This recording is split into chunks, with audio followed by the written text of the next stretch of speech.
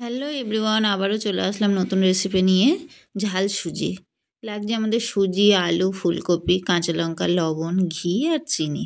এবার আমরা গ্যাসটাকে অন করব, করে অল্প করে একটু ঘি দেব কড়াইতে, দিয়ে ঘিটাকে ভালো করে নেড়ে চেড়ে নেব যাতে ঘিটা ভালো করে গলে যায়। এবার দিয়ে দেব কড়াতে কেটে রাখা আলু, দিয়ে ভালো করে নেড়ে নেব।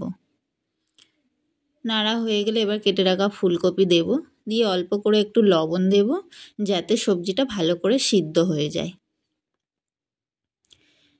দিয়ে নেড়ে নিয়ে ভালো করে 2 মিনিট ঢাকা দিয়ে রেখে দেব। দিয়ে আবার নেড়ে চেড়ে নেব, নিয়ে আবারও 2 মিনিট চাপা দিয়ে দেব।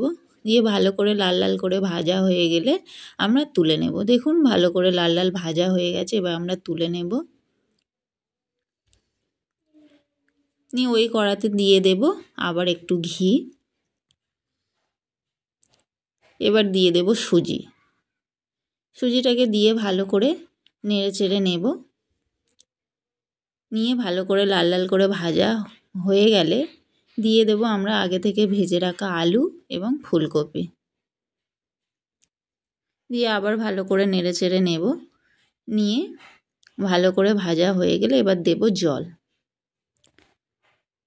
জলটা দিয়ে ভালো করে নেড়ে নেব।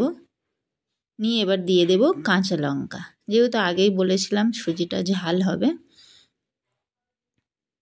কাঁচা লঙ্কা দিয়ে ভালো করে নাড়িয়ে নেব। নিয়ে 2 মিনিটের জন্য চাপা দিয়ে রেখে দেব। ঢাকাটা খুলে স্বাদ মতো একটু চিনি দেব, একদম সামান্য পরিমাণে চিনিটা দেব, কারণ আগে বলেছিলাম সব রকম স্বাদ থাকবে এই সুজিতে।